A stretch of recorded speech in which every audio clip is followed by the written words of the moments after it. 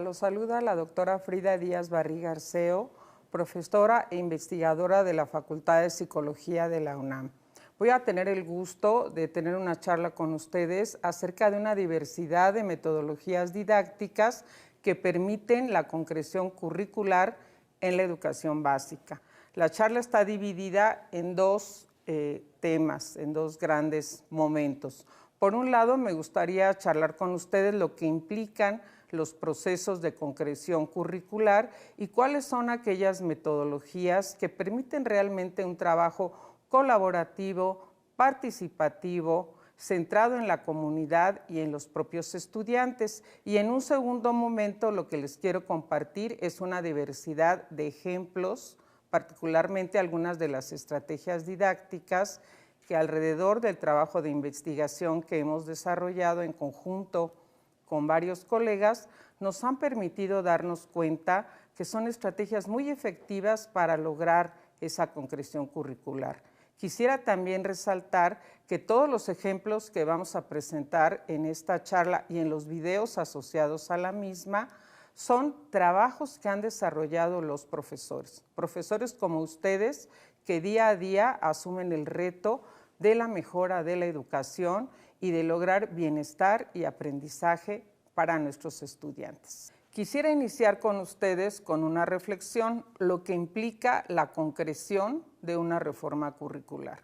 Por un lado está el currículo oficial, que intenta ser el currículo para todo nuestro país y en el que está presente lo que es ese proyecto educativo para la formación de los niños, niñas y adolescentes mexicanos. Pero por otro lado enfrentamos la realidad de nuestros escenarios educativos, nuestros alumnos específicos, nuestras comunidades educativas, caracterizada por la gran diversidad que aquí podemos ver expresada. ¿Qué implica esto? Que la concreción curricular ocurre en diferentes niveles.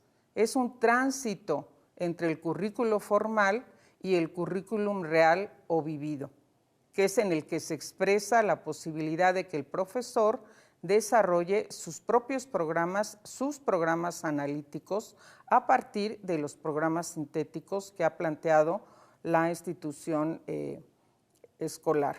Por otro lado, vamos a encontrar también el currículum oculto, que es toda esa serie de experiencias, valores, incidencias que se van viviendo en el escenario educativo y que, por supuesto, también convocan a la tarea de los docentes para transformar esas realidades y para encontrar las mejores formas, estrategias didácticas, principios educativos para expresar y lograr esas metas de aprendizaje y de bienestar con los estudiantes.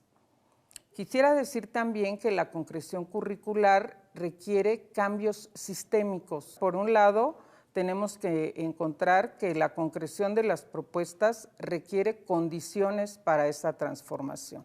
Eso va a ser sumamente importante. Requiere también centrar nuestro trabajo en los actores del currículum. De entrada, profesores, de entrada, estudiantes, de entrada también todas las personas que cubren un papel importante en la gestión educativa en los centros escolares. Pero en este caso en particular, y a lo largo de la charla, yo quisiera destacar la importancia que tiene crear ambientes de inclusión educativa y ambientes donde las emociones permitan generar bienestar y disposición para el aprendizaje. Otro gran reto como área de concreción y oportunidad que encuentro, estoy segura que ustedes también, porque esto lo he encontrado con muchos de los profesores de nuestros distintos estados de la República, es la importancia de utilizar de una manera diferente las tecnologías de la información y comunicación, como artefactos culturales, como instrumentos de mediación que nos permitan allanar esa importante brecha digital que se encuentra en nuestro país y que creo que fue más que evidente en este tiempo pandémico que recientemente hemos vivido. Creo que pues algo muy fortalecedor de este nuevo proyecto educativo es que está pensado en los derechos de las personas, en la importancia del desarrollo humano integral y busca promover espacios de justicia social. El programa tiene una serie de fundamentos que me parecen indiscutiblemente relevantes, que además están acordes a los cambios curriculares que se están realizando en otros países del orbe. Y bueno, pues me parece que esto va a permitir que pongamos como prioridad del proyecto una diversidad de grupos en condición de vulnerabilidad o de exclusión o de no haber recibido debidamente los beneficios de la educación. Veamos aquí estos principios. Me parece que ese es un espacio de mucha oportunidad. La comprensión de los principios de lo que implica un nuevo modelo curricular, que les insisto, lo veo muy cercano a lo que se está haciendo en otros países, con esta idea de acercarnos a los objetivos de desarrollo humano sostenible, porque esos son los que plantean las grandes problemáticas que hoy en día está viviendo la humanidad. Simplemente díganme ustedes si no. El respeto por la naturaleza, el cuidado del medio ambiente, la importancia de la promoción de una cultura de la paz, no solo es erradicar la violencia, el malestar, el bullying en la escuela, eso es sumamente importante, pero alrededor de eso, ¿por qué no promovemos esa formación que oriente a nuestros estudiantes a esa cultura de la paz? La promoción de la interculturalidad, el respeto a la dignidad humana, la importancia de la responsabilidad ciudadana, el recuperar el valor que tiene la identidad de todo mexicano y por supuesto esos principios de identidad, probidad, una mirada ética de nuestra participación en el mundo. Me parece que son principios fundamentales y ahí es donde podemos crear muchos escenarios educativos sumamente interesantes, enriquecedores, lúdicos y motivantes para nuestros estudiantes. Aquí quisiera que ustedes vieran esta secuencia que va a aparecer de una serie de imágenes donde nos damos cuenta que la importancia debemos ponerla en nuestros estudiantes y en sus comunidades educativas. Vean ustedes sobre todo estos escenarios donde se ve a los jóvenes muy contentos, muy dispuestos al aprendizaje, trabajando colaborativamente, en una diversidad de posibilidades para aprender. En las aulas, fuera de las aulas, realizando proyectos, colaborando en la construcción de un huerto escolar, en espacios donde se nota la inclusión educativa. Creo que esos son los escenarios a los que estamos invitando en esta charla a los profesores. Es innegable que estamos en una nueva normalidad educativa. Considero que no podemos estar en la nostalgia de regresar a lo que antes hacíamos en los centros escolares después del evento pandémico que hemos vivido. Eso nos tiene que llevar a pensar en transformaciones muy importantes para la educación. Por un lado, tenemos que comprender que estamos en una nueva ecología del aprendizaje, como dice César Coll, y en una nueva ecología de la comunicación, como plantea Scolari. Eso ha transformado la sociedad y eso tiene que transformar también el escenario educativo. Tenemos realmente que centrar en el aprendiente las experiencias educativas. Claro, el contenido es muy importante, las disciplinas académicas también, la ciencia también, pero ¿qué ciencia, qué aprendizaje, qué contenidos al servicio del bienestar, del desarrollo humano y de la sostenibilidad? Por eso es que considero que la enseñanza situada, los enfoques experienciales, las metodologías comunitarias son esos recursos indispensables para que los profesores puedan lograr la concreción curricular de principios como los que hemos mencionado. Nuestros escenarios educativos se caracterizan por la falta de justicia social. No son escenarios suficientemente inclusivos. Tenemos que repensar de qué manera vamos a generar educación para la inclusión de todas y todos los estudiantes, sin distinción de género, sin distinción de origen étnico, sin distinción de religión, sin distinción de su preferencia sexual, tengan o no tengan discapacidades, aunque fíjense que pienso que todos tenemos discapacidades, ¿no creen? Al menos la estadística dice que el 70% de las personas, ustedes y yo, y cualquier persona en la que ustedes piensen, en algún momento vamos a vivir una discapacidad, sea permanente o sea pues transitoria. Entonces creo que tenemos que abrazar el tema de la inclusión como un tema central en los escenarios educativos. Otro gran aspecto a trabajar, que creo que también no tenemos suficientemente tematizado, por algo será que en los datos duros de la pandemia nos damos cuenta que las mujeres quedaron más rezagadas que nadie más durante este evento, que cuando se ven los datos de quién abandonó la escuela o quién se rezagó o quién tuvo que quedarse en casa a cuidar a los familiares enfermos o la realidad misma de nuestras profesoras, hay todo un tema de género a atender. Entonces, el tema de la transversalización curricular del género creo que también es un tema que tenemos que reflexionar y, por supuesto, pues eso que llamamos interculturalidad. ¿Qué entendemos por interculturalidad? A veces me temo que la interculturalidad la vemos como algo más de folclore que de una verdadera posibilidad de cambiar nuestra mentalidad y tener un pensamiento, una práctica y una convivencia realmente entre todos los grupos sociales, étnicos que conformamos este país tan diverso con tanta riqueza cultural. Vamos a ver un poco esto que tiene que ver con los métodos comunitarios. Yo quisiera comentarles que en particular considero que hay 3 enfoques que son muy importantes. Desde mi punto de vista deberían estar presentes en la formación de los estudiantes de magisterio, desde que están los alumnos formándose en las escuelas normales o bien en esas experiencias educativas para la formación del profesor en servicio. ¿Y cuáles son estos? La investigación, acción participativa, el aprendizaje servicio y la animación sociocultural. Pero sí quisiera acotar 2 conceptos importantes que se desprenden de las metodologías comunitarias, que son por un lado el concepto de leer el mundo, de ese gran educador latinoamericano que es Paulo Freire, y el concepto del sentipensar o el sentipensante, de otro gran autor latinoamericano que es el colombiano Orlando Falsborda. Realmente ahí encontramos las bases de la educación comunitaria, de la educación popular y de la posibilidad de hacer un trabajo que nos permite acercarnos a la comunidad, tanto para conocerla como para generar acciones que conduzcan al cambio y a la transformación en beneficio de todos.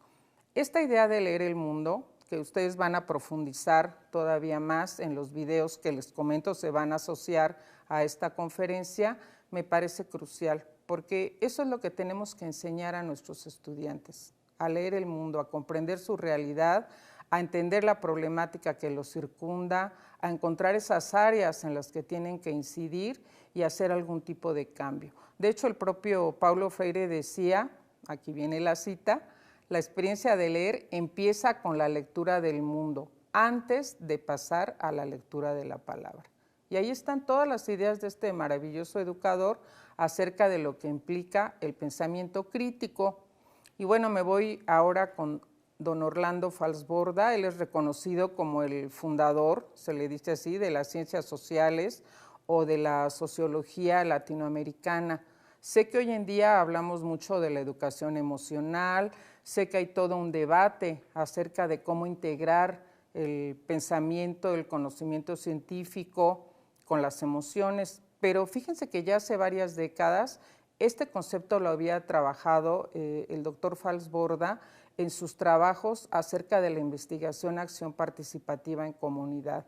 Él ya hablaba del concepto sentipensante, esa integración, esa más bien imposibilidad de disociar el pensamiento de la emoción.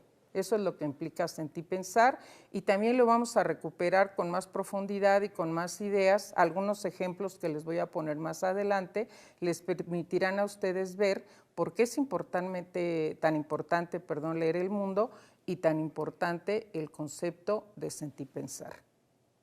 Y bueno, no me puede faltar otro de nuestros autores latinoamericanos que han contribuido mucho a la educación popular y a la educación comunitaria, el doctor Ezequiel Anderegg.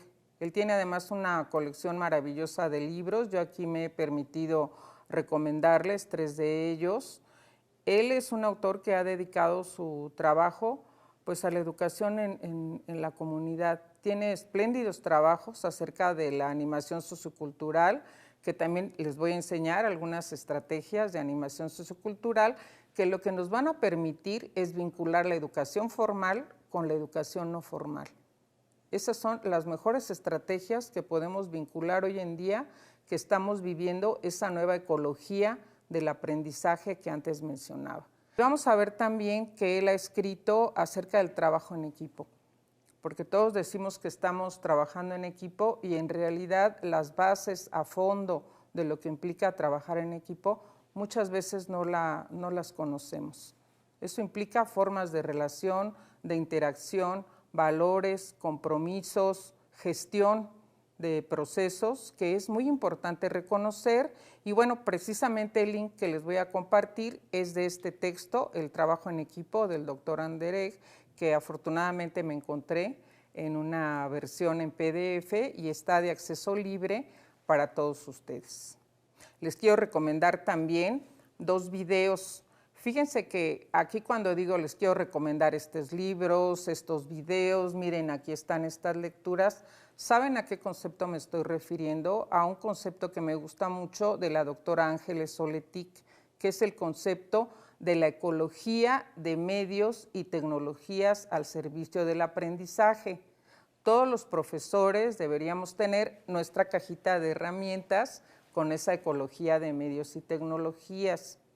Indispensables nuestros libros de texto. Yo amo los libros y no lo dejaré de hacer, los físicos y los virtuales. Pero piensen también que hoy en día el compromiso de educar nos hace pensar en que tenemos que disponer de buenos materiales multimedia, conocer espacios educativos de calidad, que los hay y muchos en los escenarios virtuales. Tenemos que disponer, también hay una serie de materiales educativos que se encuentran completamente a disposición, abierta, libre, gratuita para los profesores. Y aquí me permito recomendarles la serie Interferencias del Canal 22, un canal cultural que hace material de mucha calidad, y les recomiendo de esa serie 2 videos. Uno se llama Orlando Falsborda, La verdad sentipensante, y el otro se llama Paulo Freire, La pedagogía del diálogo. Y bueno, ahora sí, vamos a la segunda parte. Les quiero comentar una diversidad de estrategias didácticas. Siento que ese es un campo con mucha riqueza. A mí me gusta mucho porque me parece que es una especie de, ¿qué les diré?, vaso comunicante entre ese currículum formal y las posibilidades de darle concreción en el aula. Yo digo que las buenas estrategias didácticas son las que nos permiten crear contextos de posibilidad, siempre y cuando pensemos que son estrategias, que somos estrategas al utilizar toda una diversidad de recursos de una manera flexible, ajustada, adaptada, situada. Las que les quiero compartir, como ustedes están viendo en pantalla, pues tienen que ver con el constructivismo sociocultural, con el enfoque de la enseñanza situada. Muchas de ellas vienen de todo este legado latinoamericano de la educación popular y comunitaria, otras más en la narrativa psicopedagógica, ahí hay toda una riqueza en las estrategias narrativas, y algunas más del campo de la educación inclusiva. Y todas ellas, todos los ejemplos, se los reitero, son ejemplos de proyectos de trabajo donde son profesores los que han participado con nosotros en un proceso de acompañamiento y de mediación para generar esos materiales, esos sitios web, esos recursos didácticos para sus espacios de trabajo. Aquí simplemente en esta imagen pues menciono algunas de ellas, seguramente hay muchas más. Este es solo un ejemplo de lo que considero que nos permite lograr una concreción curricular interesante a través de lograr participación en la comunidad, de desarrollar pensamiento crítico, de acercarnos a leer el mundo, de acercarnos a experiencias sentipensantes y a conocimiento llevado hacia la práctica. Los casos de enseñanza, los relatos digitales, los portafolios de aprendizaje, el aprendizaje visual y multimedia, el aprendizaje por proyectos. Hoy en día hay algunas novedades, como los proyectos STEAM, que nos quieren acercar a la interdisciplina, nos quieren fortalecer esas competencias digitales que tanta falta nos hacen, y tienen también la posibilidad de pensar en la transversalización curricular. Varios de estos proyectos enfatizan mucho algo que ya he mencionado, la posibilidad de hacer transversalización curricular de género. Otras metodologías se centran en el aprendizaje basado en problemas, el aprendizaje basado en el juego, lo que ya he comentado de la animación sociocultural, en comunidades, en redes sociales. Ese espacio de las redes sociales, por favor, estimados profesores, no lo dejen a un lado. Es un espacio que puede ser sumamente creativo para generar proyectos educativos y ahí ustedes van a conectar mucho con esas necesidades e intereses de los niños, niñas y jóvenes hoy en día. Me gustaría primero hablar de los proyectos STEAM. Vamos a ver un video, es un video muy corto, donde quiero que más bien ustedes lo visualicen, el tipo de proyectos que se pueden realizar, cómo se vincula la educación formal con la educación no formal, cómo aparece el tema de las tecnologías y cómo pueden ser incluso proyectos de tipo intergeneracional.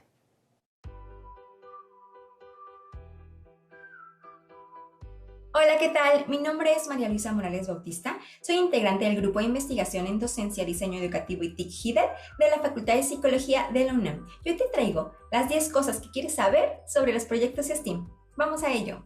STEAM es un acrónimo proveniente de las siglas en inglés de Ciencia, Tecnología, Ingeniería, Artes y Matemáticas, que se popularizó por el 2006 con Georgette Jackman, pionera STEAM. Previamente se utilizaba el acrónimo STEM, que no consideraba el área de las artes. STEAM se sustenta en el aprendizaje basado en proyectos, metodología que no es nueva. Tiene sus orígenes en los trabajos del educador William Hare Kilpatrick en la segunda década del siglo XX y quien fue colaborador de John Dewey. El aprendizaje basado en proyectos es un método de enseñanza-aprendizaje a través del cual el alumnado adquiere conocimientos trabajando activamente en un tema que le resulta de interés y que está relacionado directamente con el mundo real. Los ejes imprescindibles en los proyectos STEAM son fomento de vocaciones científicas, transversalidad de las disciplinas STEAM, aplicación de metodologías activas y utilización de tecnologías digitales. Es fundamental aplicar una perspectiva de género fomentando vocaciones científicas y tecnológicas en mujeres. Podemos comenzar identificando a las mujeres de la ciencia de nuestra comunidad, estado o país, con el propósito de tener referentes y motivantes. Por ejemplo, las doctoras Julieta Fierro Gossman y Sandra Díaz Barriga Arceo, científicas mexicanas de la UNAM. Otra buena idea es emplear narrativas de biografías inspiradoras de científicos y científicas, historia de descubrimientos científicos, datos curiosos o novedades de la ciencia. ¿Qué podemos hacer en los proyectos STEAM? Observa, formula preguntas, elabora hipótesis, diseña un plan para comprobar tus hipótesis, experimenta, analiza resultados, extrae conclusiones y comunica lo realizado a través de ferias, exposiciones, periódicos murales, etc. Plantea y desarrolla proyectos. Diseña, fabrica y evalúa diferentes prototipos o modelos para generar o utilizar productos que den solución a una necesidad o problema de forma creativa y en equipo, por ejemplo, en temas de inclusión o sostenibilidad. Genera tus propios robots. Implica la robótica educativa en el aula. Puedes realizar desde una carrera de arañas con cartulinas, popotes, cinchos de plástico y plumones para decorar, hasta arañas con cartón y una pila, que te posibilitará involucrar una diversidad de temas. También puedes llevar a tu aula la realidad aumentada con aplicaciones como Quiver, que te permitirán animar en 3D tus creaciones. ¿Por qué implicar STEAM? El estudiantado trabaja en equipo y aprende a tomar decisiones conjuntas, aumenta la capacidad para la resolución de problemas de manera creativa, impulsa habilidades comunicativas, se aprende a través de la experimentación, se dispara la imaginación y las ganas de crear. ¡Bonus! ¿Sabías que México tiene un récord Guinness en robótica pedagógica logrado por el doctor Enrique Ruiz Velasco de la UNAM, gran impulsor de los proyectos STEAM? En 2014, el doctor Ruiz Velasco logró el récord Guinness al encabezar la construcción de inicio de 280 robots en Puebla, que serían controlados desde Ciudad de México. La actividad fue concretada por niños y niñas que superaron la meta al llegar a los 1,863 robots.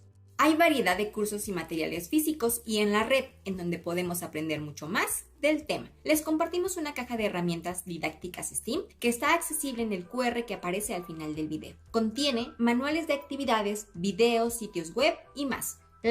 Y los invitamos a adentrarse al mundo STEAM.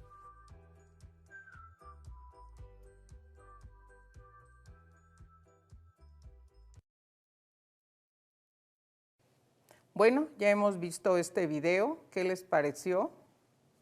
Espero que les haya desatado muchas imágenes creativas, generativas, para pensar ustedes qué tipo de proyectos STEAM podrían realizar. Hay otro tipo de proyectos que podemos generar para espacios comunitarios y que generan experiencias de aprendizaje con enorme riqueza y muy motivantes para nuestros estudiantes, que pueden ustedes pensar desde nuestros alumnos de preescolar e inicial hasta los jóvenes que están en la primaria, en la secundaria, en la educación media superior. Aquí les comento algunos de ellos.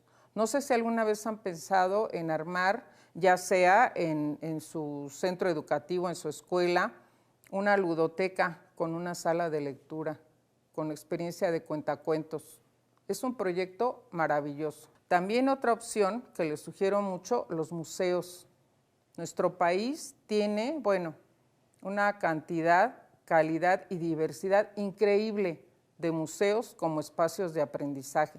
Muchos de ellos con experiencias pensadas para niños, niñas y adolescentes, pero además también tenemos la posibilidad del viaje virtual en los museos, que cada día está creciendo mucho más. En el lugar de la República que ustedes estén, ¿qué será? ¿Quieren visitar la casa de Frida Kahlo y conocer lo que es su pintura, su arte, algo de su vida, interesar a los alumnos en el arte mexicano, generar una experiencia sentipensante en torno a un periodo de la historia de México? Pues hay un viaje virtual bastante interesante para conocer la casa de Frida Kahlo. Y son espacios donde se logran tantos aprendizajes que después son las comunidades mismas las que abrazan los proyectos y las que no quieren que por ningún motivo se separen de la experiencia escolar. Ahora quisiera comentar con ustedes el tema de los casos de enseñanza. Siento que es el tipo de diseños educativos que los profesores podemos hacer para trabajar una diversidad de temas curriculares, pero aquí es donde podemos introducir esos temas transversales que nos interesa. Yo les voy a poner un ejemplo, donde los casos de enseñanza diseñados por los profesores, este caso que ustedes van a ver, lo diseñaron un equipo de profesores donde uno de los docentes enseñaba en telesecundaria, otra de las profesoras venía de una comunidad de Oaxaca, ella misma pertenecía a un pueblo originario, y otro de los profesores trabajaba en torno a CONAFE. Entonces ellos decidieron, en un taller que nosotros dimos sobre casos de enseñanza, trabajar este caso, que es un caso que habla del tema de la discriminación a las comunidades originarias y tiene perspectiva de género e intercultural. Fíjense los tres aspectos que coinciden, vinculado directamente al currículum, porque los casos de enseñanza se vinculan directamente con el currículum. Son experiencias educativas donde los alumnos tienen que indagar, buscar información, lograr aprenderse una serie de conceptos. ¿Qué es interculturalidad? Cuando hablamos de género, ¿de qué estamos hablando? ¿Qué es la discriminación? ¿En México hay discriminación? Ah, caray, la Constitución dice que no, pero la realidad, ¿qué nos dice? Vamos a leer esa realidad. ¿Y a quién se discrimina y por qué motivos? ¿Y qué podemos hacer para evitar ese tipo de situación? Entonces, todo eso es lo que se aborda en los casos de enseñanza, y en estos ejemplos, o en este que vamos a ver en particular, se hace a través de videos educativos, que creo que esa es otra habilidad muy interesante que podemos desplegar los profesores. Hay muchísimo material de video que podemos utilizar con fines educativos de mucha calidad y que nos permiten utilizar narrativas con sentido profundo. Aquí creo que fue una de las mayores virtudes de los profesores en estos proyectos que realizaron con mi grupo de investigación, ser curadores, dirían los colegas, de buenos videos educativos en los cuales había muchos mensajes para trabajar con sus estudiantes. Este caso, como ustedes lo van a ver, está vinculado a las asignaturas de Historia y de Educación Cívica. Procedamos, vamos a ver el video. Aquí estamos en el inicio del caso de enseñanza, donde ustedes pueden ver la planeación que se hizo del mismo. Encontramos el objetivo educativo que tiene el caso, tanto el general como los específicos, la vinculación con el currículum, que es muy importante, que puede ser viendo esta programación con formación cívica y ética y con los cursos de historia, considerando que hay varios temas con los que se puede vincular y realizar una adaptación, los alcances del caso, en cuanto a qué es lo que se espera del mismo y qué aprendizajes se van a lograr. Por supuesto, los aspectos socioemocionales, que yo resaltaría aquí el tema de la sensibilidad cultural y la empatía. Y bien, la población a la que se dirige, en este caso estudiantes de secundaria, y una sinopsis, por supuesto, de lo que trata la narrativa y cuál es su sentido profundo y los ejes analíticos que vamos a asumir. Para empezar el caso, se plantea el video, que es donde viene la narrativa y la problemática principal. Las preguntas, recuerden que preguntas y narrativas son el núcleo central de un caso de enseñanza. Vemos aquí distintos tipos de preguntas para el análisis del mismo y hay dos actividades. En una de ellas lo que se busca es analizar por qué se da la violencia y qué manifestaciones tiene en varios contextos. En el otro queremos saber cómo se generan las situaciones de empatía hacia otras personas. Y bueno, pues también nos interesa mucho el cambio de actitud y sobre todo pensar por qué ocurre la discriminación y de qué manera es que ésta se manifiesta en distintos contextos. Bueno, pues, ¿qué les pareció esta probadita de este caso de enseñanza? Por supuesto, ustedes tienen aquí el link para que lo puedan ver completo. Espero que se hayan dado cuenta cómo la evaluación procede con instrumentos de evaluación auténtica y el caso viene acompañado, además del video, de una serie de materiales de lectura y de actividades para la aplicación del conocimiento. A mí lo que más me gustaría es que sean ustedes los que se animen a preparar sus propios casos de enseñanza. Yo les quiero compartir con muchísimo gusto, lo pueden descargar gratuitamente del acervo de la UNAM, este pequeño libro que hemos preparado con el pedagogo Abraham Heredia, una servidora, sobre casos de enseñanza. Ahí ustedes encontrarán la metodología para hacer casos como el que hemos visto y van a encontrar muchos ejemplos, tiene códigos QR, tiene links, tiene una serie de videos educativos que espero que les ayuden a apropiarse de esta metodología. Les dejo aquí el link, lo pueden descargar del repositorio de acceso abierto de la UNAM y es completamente gratuito. Vamos a encontrar, como ya les había dicho, un video adicional asociado a esta charla donde ustedes van a poder aprender a diseñar o van a profundizar más en lo que aquí ha sido esta pequeña capsulita sobre la posibilidad de crear casos de enseñanza. Otro ejemplo que quisiera compartirles, porque durante la pandemia encontramos que esta estrategia que se deriva de la investigación, acción participativa y de la etnografía fue una estrategia de mucho valor para las comunidades educativas. ¿Por qué? Porque le enfocamos mucho a conocer a las comunidades, a ver qué estaba pasando en pandemia, a poder hacer, a veces no me gusta la palabra diagnóstico porque suena como algo muy médico. Pónganle ustedes conocer el estado de la situación en una comunidad, qué están viviendo, qué está pasando, ellos qué cosas identifican que hay que transformar y cómo tomamos decisiones para podernos en acción los participantes de la comunidad y nosotros mismos transformar esas realidades. Entonces, eso permitió en una serie también de cursos que tuvimos con profesores durante la pandemia, que ellos entraran a sus comunidades, ya sea ellos mismos expresando con su voz lo que estaban viviendo los profesores, pero también teniendo la oportunidad de escuchar la voz de sus estudiantes. Y aquí les haría una pregunta, ¿qué tanto los profesores escuchamos la voz de nuestros estudiantes? Pues aquí les dejo un link, hubo un proyecto que a mí, bueno, realmente me gustó muchísimo, sentí que yo fui la que aprendí mucho en esa experiencia en un proyecto Fotovoz que hicimos en la Escuela Normal de Ayotzinapa. Ahí nos convocaron a darles un taller sobre esta metodología y el resultado fue la fotovoz de la comunidad. Profesores de alumnos de Ayotzinapa nos hablan de su escuela normal, de su historia, de su modelo educativo, de su identidad como profesores de escuelas rurales. Les invito a que lo conozcan. Van a encontrar precisamente otro de los videos que les menciono asociados a este proyecto, trabajando la estrategia de fotovoz, y solo también como una probadita para que ustedes vean cómo llevar la fotovoz a un escenario escolar, les pongo este ejemplo. Fue de los proyectos que les menciono con profesores durante pandemia. Este es un proyecto que me gustó muchísimo, de profesoras muy comprometidas con sus niños en el estado de Aguascalientes, en México. Y este es el proyecto Fotovoz que ellas decidieron hacer. Ellas querían escuchar a sus niños, cómo estaban viviendo el confinamiento, cómo estaban aprendiendo, quién les ayudaba, si los materiales de Aprende en Casa tenían o no tenían un sentido, una utilidad, si estaban comprendiendo los contenidos educativos a la distancia.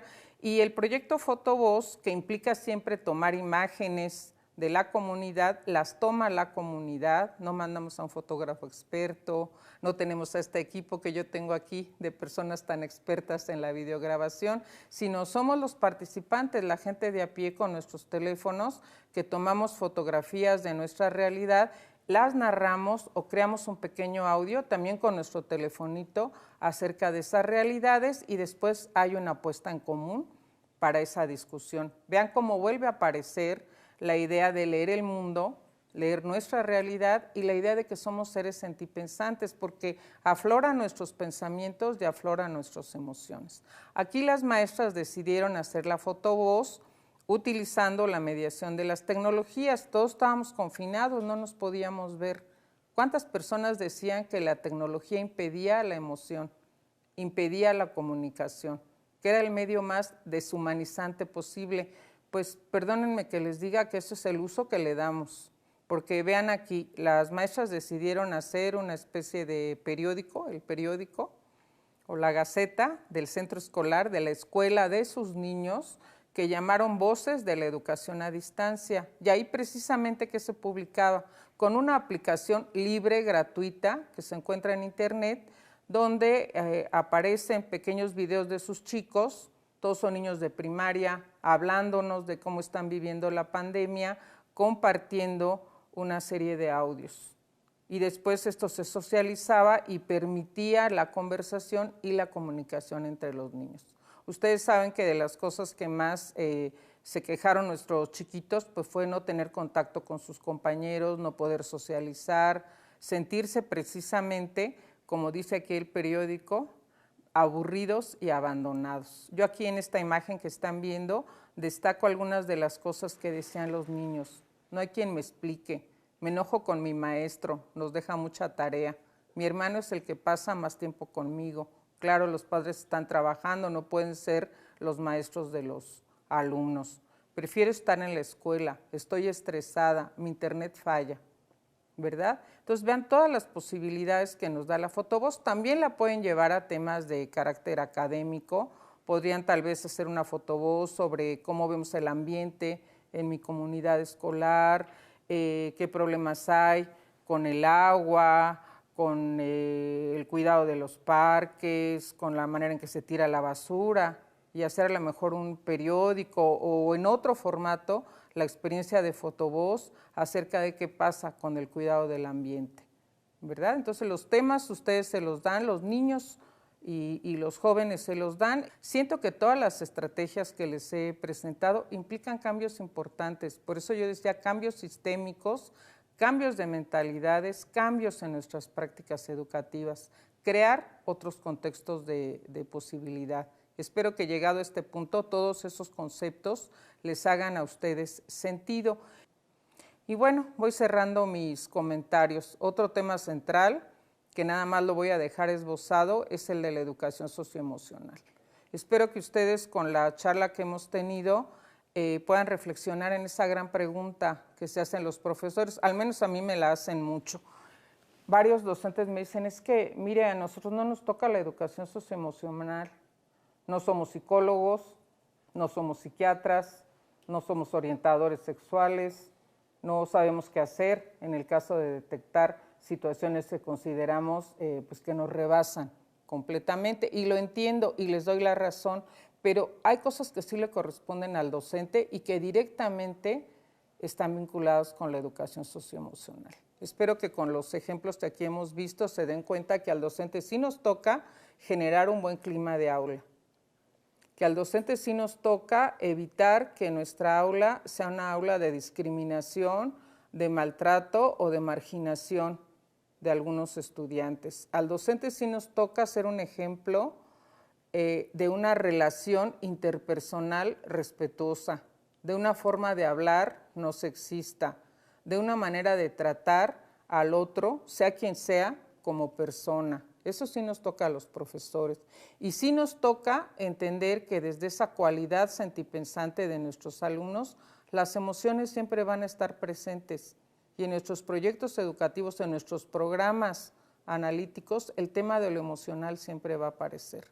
Y si hay cosas que sentimos que nos rebasan, que son temas que tienen que ser atendidos por otro tipo de profesionales, bueno, pues está precisamente esa opción que implica que la institución educativa logre construir un tejido social de apoyo y de canalización para muchos de nuestros estudiantes. No lo abordaremos en este video, pero creo que es muy importante trabajar el tema de la innovación. Tenemos que hacer de las prácticas evaluativas. Tenemos que hacer una innovación, como hoy se dice, muy disruptiva de lo que hacemos al evaluar. Yo no les digo que no apliquen exámenes, pero hay formas de trabajar colaborativamente, con mucha retroalimentación, con una mirada de evaluación formativa, las evaluaciones que hacemos. Existe todo lo que es el ámbito de la evaluación auténtica y ese también es un tema ahorita en constante movimiento. Espero que ese también sea un motivo principal para que ustedes piensen y replanteen la experiencia educativa en el aula. Creo que también hay que aclarar que no es la idea, porque eso también me lo han comentado colegas docentes, me han dicho, no, es que ahora lo que se espera es que todos pasen, ya nadie reprueba. Todos con el hecho de haberse parado algún día en la escuela, tienen ya sus 6 y todos pasaron. No hay evaluación, ya no habrá evaluación. No es así, definitivamente no es así, no es el espacio para que profundicemos, pero por supuesto que hay evaluación. La evaluación, sus 3 momentos son importantes, el diagnóstico, el formativo y el sumativo. Se le está dando mucho peso a la evaluación formativa, que yo sé que ustedes también la han practicado toda la vida, pero hay que profundizarla, conocer más posibilidades asociadas a las estrategias didácticas que hemos mencionado y pensar que la evaluación es para comprender y mejorar nuestra docencia, el aprendizaje de los chicos y en general pues la experiencia educativa en las escuelas. Desde esa mirada creo que tenemos que repensar la evaluación. Y bueno, ya finalmente me voy despidiendo de ustedes. Gracias por su atención. Les voy a dejar el link del sitio web de nuestro grupo de investigación. Ahí encontrarán más ejemplos de todo lo que aquí hemos charlado. Aquí les comparto este código QR. Por favor, sean tan amables de captarlo con su teléfono celular y de ahí pueden descargar completa esta presentación. Todos los links que encontrarán en ella están activos, de ahí pueden descargar los materiales que les menciono y pueden también acceder a los videos que les he comentado y a una serie de espacios que espero sean de interés para ustedes. Les reitero, les recuerdo, asociada a esta charla hay 4 videos educativos, 4 clips cortitos, no duran más allá de 5 minutos cada uno, donde ustedes podrán aprender lo que son los casos de enseñanza, cómo preparar un proyecto fotovoz, los principios clave de lo que es el diseño universal para aprender y cómo podemos lograr un aula inclusiva y cómo trabajar esos proyectos tan interesantes e innovadores que son los proyectos STEAM. Bueno, pues me despido de ustedes. Muchísimas gracias por su amable atención y deseándoles el mayor éxito en esa práctica tan importante que es la práctica docente. Muchísimas gracias.